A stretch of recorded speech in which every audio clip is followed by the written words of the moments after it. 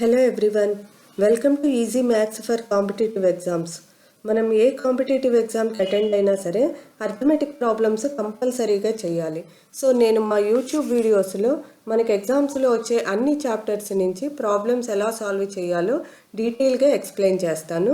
తప్పకుండా మీరు మా రాబోయే యూట్యూబ్ వీడియోస్ కూడా చూడండి. ప్రస్తుతం మనము పర్సంటేజెస్ అనే చాప్టర్స్ నుంచి వచ్చే ప్రాబ్లమ్స్ ఎలా ఉంటాయో వాటిని మనం ఎలా సాల్వ్ చేయాలో డీటెయిల్డ్గా నేర్చుకుందాం.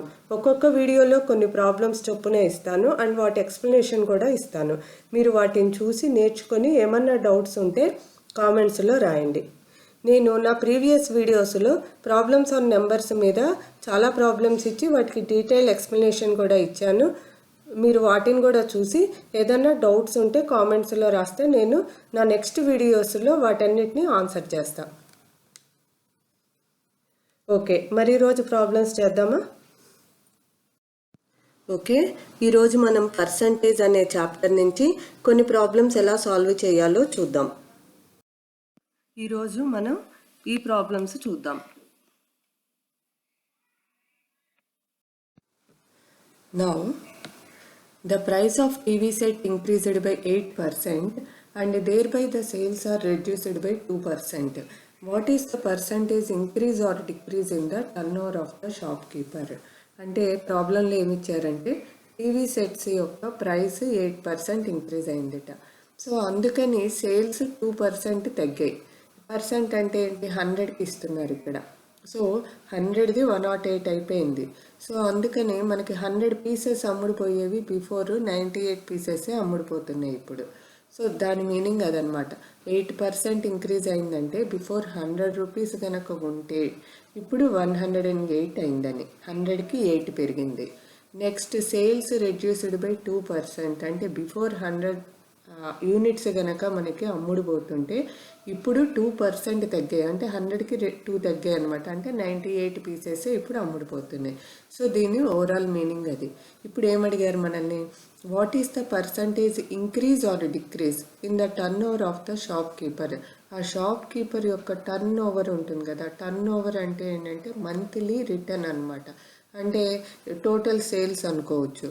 ఆ టోటల్ సేల్స్ అనేవి మంత్లీ అవ్వచ్చు, క్వార్టర్లీ అవ్వచ్చు, ఒక పీరియాడికల్గా అనమాట. సో ఆ టోటల్ సేల్స్ అనేది మనకి ఇంక్రీజ్ అయ్యాయా డిక్రీజ్ అయ్యాయా, పర్సంటేజ్ ఇంక్రీజ్ ఆర్ డిక్రీజ్ అడిగారు.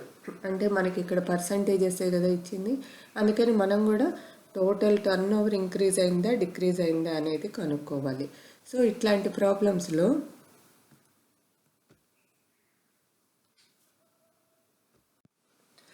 మనకి ఇక్కడ 2 సక్సెసివ్ చేంజెస్ ఉన్నాయి. సక్సెసివ్ చేంజెస్ అంటే ఏంటంటే ఇమ్మీడియట్గా ఇక్కడ 2 చేంజెస్ ఏంటంటే టీవీ సెట్ ప్రైస్ 8% ఇంక్రీజ్ అయింది. సో ఇమ్మీడియట్గా మనకి సేల్స్ 2% రెడ్యూస్ అయిపోయింది. సో అట్లాంటి వాటిల్లో అంటే ఇలాంటి ప్రాబ్లమ్స్లో మనకి ఒక ఫార్ములా ఉంటుంది. ఏంటంటే ద సక్సెసివ్ చేంజెస్ ఏంటి, మనకి ఇక్కడ 8% increase and 2% decrease. So the resultant percentage increase or decrease ఎలాగంటే A plus B plus AB by 100. So ఇక్కడ మనకి ఏ ఏంటి 8% ఇంక్రీజ్ కాబట్టి ప్లస్ అనే వేస్తాం. బి ఏంటి 2% డిక్రీజ్ కాబట్టి మైనస్ అని వేస్తాము. So the resultant percentage increase or decrease ఎలా తెలుస్తుంది మనకి, A plus B plus AB by 100 formula వేసి మనం ఏబి వాల్యూస్ ఇందులో సబ్స్టిట్యూట్ చేస్తాము.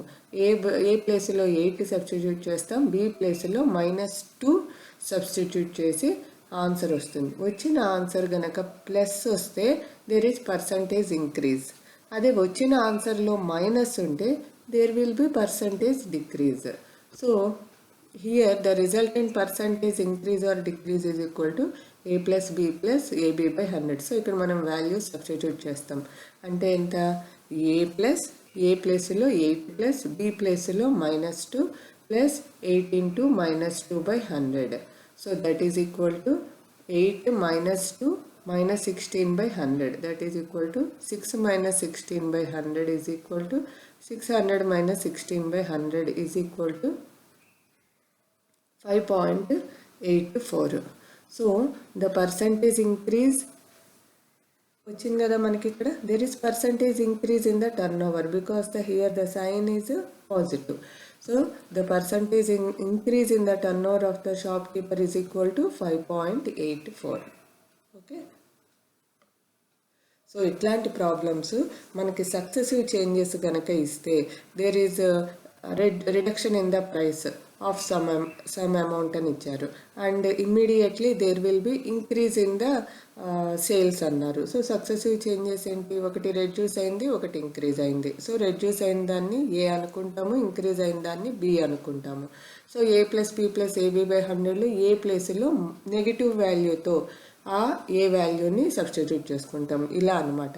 సో మనకి సక్సెసివ్ చేంజెస్ ఇస్తే ఎలా కనుక్కుంటాము, A + B + AB/100 ఫార్ములా వేసి కనుక్కుంటాం మనం. Now, a reduction in the price of pens enables a man to purchase 50 pence more in the amount in which he could purchase 150 pence at the original price. What is percentage of reduction in the price of pen? అంటే మనకి పెన్నుల యొక్క price తగ్గింది. ఎలా తగ్గిందిట, before 150 pens కొనే రేట్కే ఇప్పుడు 200 pens వచ్చేస్తున్నాయి. See here A man is able to purchase 50 pens more in the amount in which he could purchase 150 pence at the original price. Original ప్రైస్కి 150 pens వచ్చేవి ఇప్పుడు అదే ప్రైస్కి 50 పెన్స్ ఎక్కువ వస్తున్నాయిట, అంటే 200 పెన్స్ వస్తున్నాయి. What is percentage of reduction in the price of pen? ఆ price of పెన్నులో ఎంత పర్సంటేజ్ రెడ్యూస్ అయింది, అంటే పెన్ను యొక్క రేటు ఎంత తగ్గింది, దాన్ని పర్సంటేజెస్లో చూపించమన్నారు. పర్సంటేజెస్లో చూపించటం అంటే 100కి అయితే ఎంత తగ్గింది అని చూపించమన్నారు.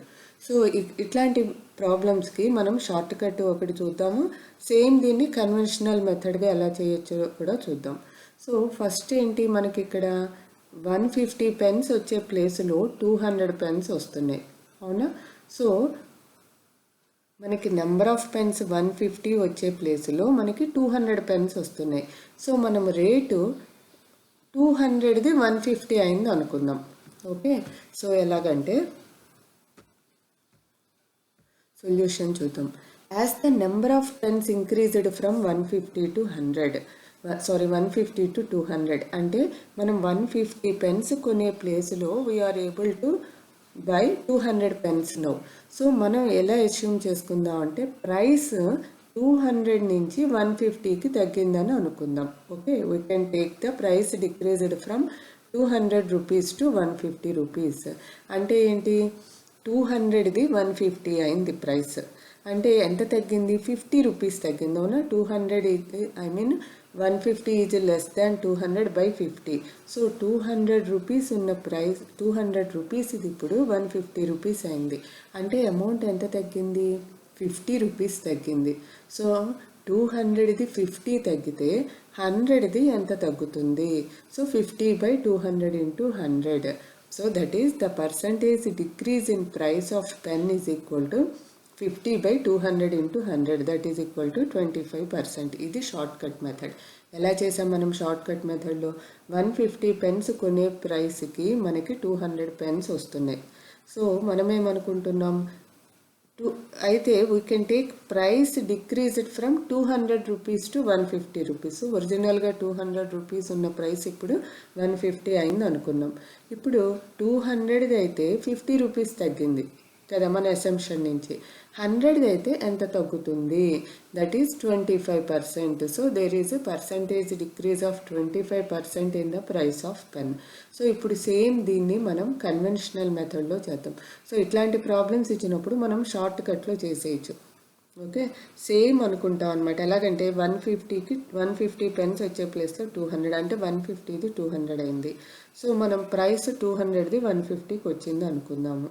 అంటే ఏంటి, 50 రూపీస్ తగ్గింది. 200 రూపీస్ అయితే 50 రూపీస్ తగ్గింది, 100ది అయితే ఎంత.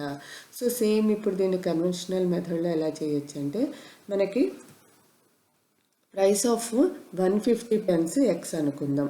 సో ఇక్కడ reduction in the price of pens enables A man to purchase 50 pence more in the amount in which he could purchase 150 pence at the original price. So ఒరిజినల్గా 150 పెన్స్ని X rupees అనుకుందాం. అయితే ఒక్కొక్క pen price ఎంత అవుతుంది? x/150. మనకేమి ఇచ్చారు? ఈ 150 pens వచ్చే ప్రైస్కి 200 వస్తున్నాయి. అంటే ఇక్కడ 150 పెన్స్ ఎక్స్ రూపీస్ అనుకున్నాం కాబట్టి ఇప్పుడు 200 పెన్స్ ఎక్స్ రూపీస్కి వచ్చేస్తున్నాయి. సో ఒక్కొక్క పెన్ ప్రైస్ ఎంత అవుతుంది? ఆఫ్టర్ రిడక్షన్ x/200 అవుతుంది. సో ఒరిజినల్గా x/150 అయితే ఒక్కొక్క పెన్ ప్రైస్, ఇప్పుడు రిడక్షన్ ఇచ్చాక మనకు ఒక్కొక్క పెన్ ప్రైస్ x/200 అవుతుంది. సో ఎంత డిక్రీజ్ అయింది? Percentage decrease. దీనికి ఒక ఫార్ములా ఉంది మనకి. ఏంటి ఆ formula? percentage decrease or percent in discount is equal to decrease by initial value into 100. So ఈ ఫార్ములాని బట్టి డిక్రీజ్ ఎంత మనకి? x/150 నుంచి x/200 వచ్చింది. అంటే x/150 మైనస్ x/200 అంతే కదా తగ్గింది. ఆ డిఫరెన్సే కదా decrease. So decrease by percentage decrease or percent discount is equal to decrease by initial value into 100. So decrease anta x/150 x/200 difference decrease. So x/150 minus x/200 divided by initial value. Initial value anta x/150. So divided by x/150 into 100. దీన్ని simplify చేస్తే మనకి 25% వస్తుంది. So ఇట్లాంటి ప్రాబ్లమ్స్ని మనం ఇలా short cut మెథడ్లో అయినా చేసేయచ్చు. ఆర్ ఇది కనుక మనకి కరెక్టా కాదా అనే ఉన్న డౌట్ వస్తే మనం రఫ్లో ఇలా సింపుల్గా కన్వెన్షనల్ మెథడ్ మీకు అర్థం కావడానికి ఇలా స్టెప్ బై స్టెప్ ఇచ్చాను. ఈవెన్ షార్ట్ కట్ మెథడ్ కూడా మీకు అర్థం కావడానికి స్టెప్ బై స్టెప్ ఇచ్చాను. కానీ నెంబర్ ఆఫ్ ప్రాబ్లమ్స్ కనుక మీరు ప్రాక్టీస్ చేస్తే సగం ఈ ప్రాబ్లమ్స్ అన్నీ మన మైండ్లోనే క్యాలిక్యులేషన్స్ చేసేసుకుంటాం మనం. సో ఇక్కడ సింపుల్గా మనకి పర్సెంట్ డిక్రీజ్ ఫార్ములా తెలుసు. సో ఈ ఫార్ములా కూడా ఎలా వచ్చింది ఇదంతా నేను నా బిఫోర్ వీడియోస్లో చాలా ప్రాబ్లమ్స్ వీటి మీద నేను సాల్వ్ చేసి చూపించాను. మీకు కావాలంటే అవి కూడా చూడండి. సో ఇప్పుడు పర్సెంట్ అంటే x/150ది x/200 అయింది కదా. అంటే 150 పెన్స్ వచ్చే రేటుకి 200 వస్తున్నాయి. సో ఒక్కో పెన్ x/150 అయితే ఇక్కడ ఒక్కో పెన్ x/200 అయింది. సో ఆ difference by original value into 100. Or ఇక్కడ ఏం చేసాం మనం? 150ది 200 150 పెన్స్ ప్లేస్లో 200 పెన్స్ వస్తున్నాయి. సో ప్రైస్ 200ది 150 అయిందని అనుకుందాము. సో ఎంత పర్సెంట్ డిక్రీజ్ అయింది? 200 అయితే 50 రూపీస్ డిక్రీజ్ అయితే 100 అయితే ఎంత? That is 25%. సో ఈ విధంగా మనం ప్రాబ్లమ్స్ ఈజీగా సాల్వ్ చేసుకోవచ్చు. Now, the side of a square is increased by 20%. What is the percentage increase in its area? అంటే ఒక స్క్వేర్ సైడ్ 20% ఇంక్రీజ్ అయితే దాని ఏరియా ఎంత పర్సంటేజ్ ఇంక్రీజ్ అవుతుంది? మనకి స్క్వేర్ అంటే ఏంటంటే 4 సైడ్స్ ఈక్వల్. సో సపోజ్ ఇది స్క్వేర్ అనుకున్నాం. సో ఇక్కడ 4 సైడ్స్ లెన్స్ ఈక్వల్గానే ఉంటాయి. సో ఒక సైడ్ ఏ అనుకుంటే రిమైనింగ్ 3 సైడ్స్ కూడా ఏనే ఉంటుంది. మనకేమడిగారు ఇక్కడ? What is the percentage increase in its area. So side ఒక 20% పెరిగితే నెక్స్ట్ ఏరియా ఎంత పెరుగుతుంది? ఫార్ములా ఏంటి? ఏరియా ఎలా కనుక్కుంటాము? స్క్వేర్ యొక్క ఏరియా ఎలా కనుక్కుంటాము? A into A. Okay. So area of the square is equal to A into A square. So ఇక్కడ మనం ఎలా తీసుకోవచ్చు దీన్ని? 2 సక్సెసివ్ చేంజెస్గా తీసుకోవచ్చు కదా. ఎందుకంటే ఏ 20%. సో ఈ ఏ కూడా 20%గా ఇంక్రీజ్ అయింది. సేమే కదా. Sides of the square are equal. So ఇక్కడ మనకి ఏ 20% ఇంక్రీజ్ అయిందన్నారు. ఐ మీన్ స్క్వేర్ యొక్క సైడ్ 20% ఇంక్రీజ్ అయిందన్నారు. సో ఏ కూడా 20% ఇంక్రీజ్ అవుతుంది. సో మనం ఇక్కడ since the change in side occurs twice, we can consider this as 2 changes successively. Area అంటే ఏ ఇంటూ ఏ కాబట్టి ఇది ఒక 20%, ఇది ఒక 20%. Okay. So area is equal to A into A కాబట్టి ఇది ఒక 20%, ఇది ఒక 20%. అంటే 2 సక్సెసివ్ చేంజెస్. మనకి ఫార్ములా తెలుసు కదా. If A% and B% are 2 successive changes then the overall change is equal to A plus B plus AB by 100%. So ఇక్కడ ఏని 20% అనుకుంటాం, బిని 20% అనుకుంటాం. So the percentage change in area ఎంత వస్తుంది? A plus B plus AB by 100, that is 20 plus 20 plus 20 into 20 by 100 is equal to 44%. So చాలా simple ఈ problems. మనకి ఈ సక్సెసివ్ చేంజెస్ గనక ఇస్తే, పర్సంటేజ్ ఆఫ్ సక్సెసివ్ చేంజెస్ ఇస్తే ఈ ఫార్ములా యూస్ చేసి చేసేయచ్చు. ఇక్కడ స్క్వేర్కి ఒక సైడ్ 20% పెరిగిందన్నారు. ఏరియా అంటే సైడ్ ఇంటూ సైడ్ అంటే 2 సక్సెసివ్ చేంజెస్ అనమాట. ఇక్కడ 2 సక్సెసివ్ చేంజెస్గా తీసుకొని ఫార్ములాలో సబ్స్టిట్యూట్ చేసి చేసేయచ్చు. Now, in a factory, 40% of cars are silver, 66% of the remaining are grey, 20% of the remaining are maroon, and the remaining 1 or 2 are white in color. What is the total number of cars in the factory? అంటే ఒక ఫ్యాక్టరీలో 40% of the cars ఏమో silver colour, 66% of the remaining cars అంటే 40% పోగా remaining వాటిల్లో 66% grey colour and remaining వాటిల్లో మిగతా వాటిల్లో 20% of the cars maroon colour. అయితే మిగతావి ఎన్ని మిగిలాయట? 1 or 2 మిగిలాయి, అవి వైట్ కలర్. అయితే what is the total number of cars in the factory? చాలా సింపుల్గా చెప్తాను. ఓకే, సో ఇక్కడ మనకి total number of cars Y అనుకుందాం. So total number of cars Y అనుకుందాం. అందులో మనకి ఎన్ని మిగిలాయి?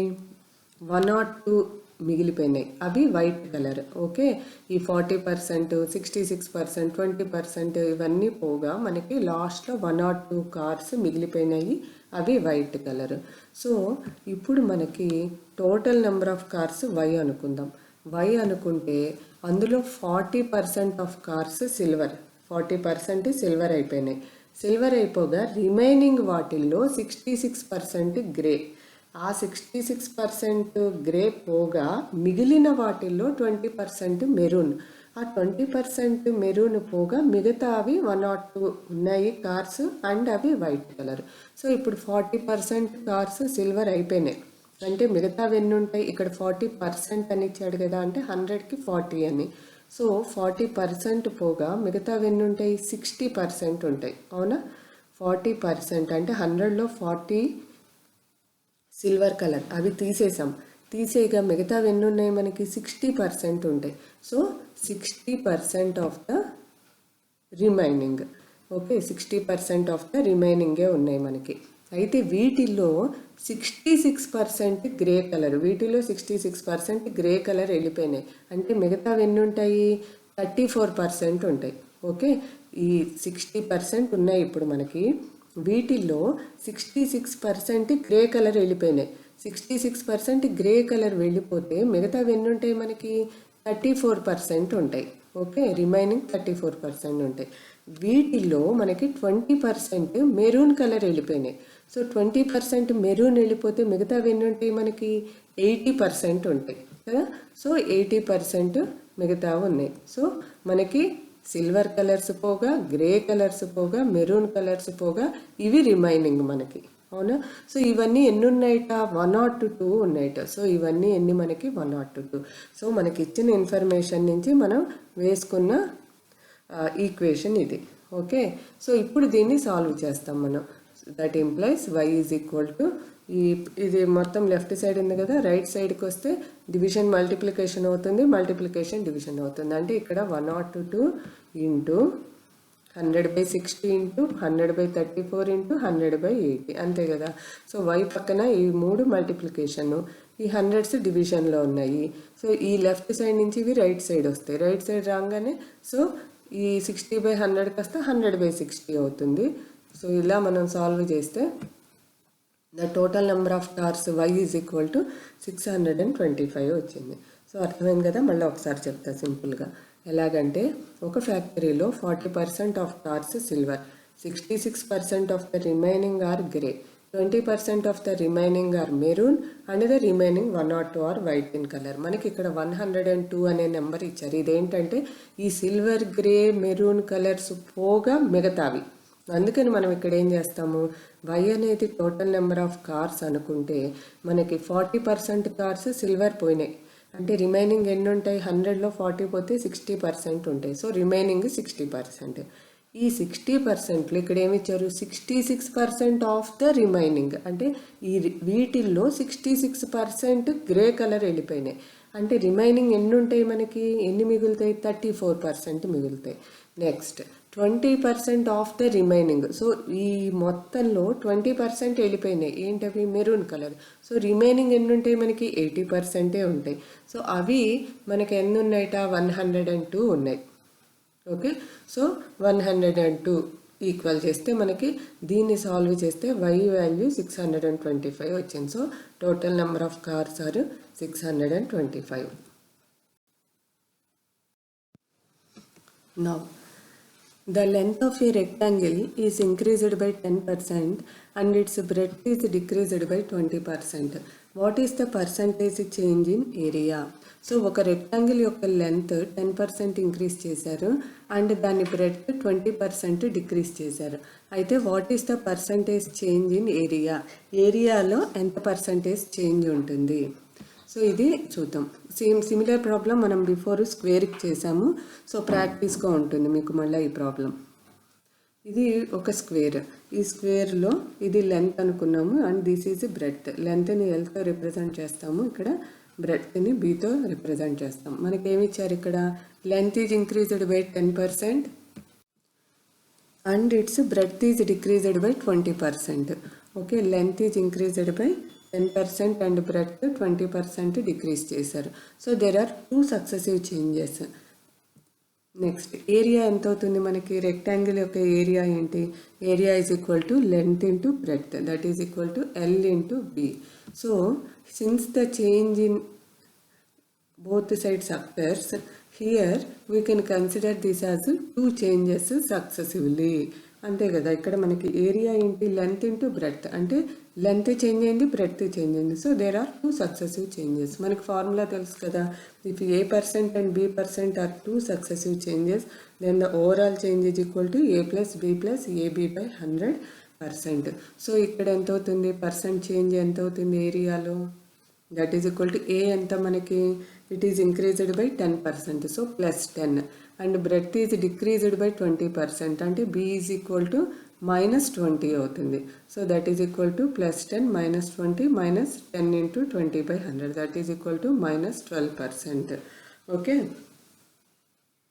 సో ఇక్కడ ఒకసారి A plus B plus AB by 100, అంటే there are 2 successive changes, A B అయితే గనక మనకి ఇది ఫార్ములా. ఇక్కడ ఇక్కడ ఏంటి 2 సక్సెసివ్ చేంజెస్, ఒకటి 10% ఇంక్రీజ్ అయింది, ఇంకొకటి 20% డిక్రీజ్ అయింది. సో ఏ అనేది +10 అయితే B అనేది -20 అవుతుంది. సో ఇక్కడ +10, ఏ బదులు 10 +10, B బదులు -20. Okay, plus A into B అంటే 10 ఇంటూ -20 అంటే మైనస్ వస్తుంది. So -10 into 20/100, that is equal to -12%. Please subscribe to my channel, Easy Maths for Competitive Exams.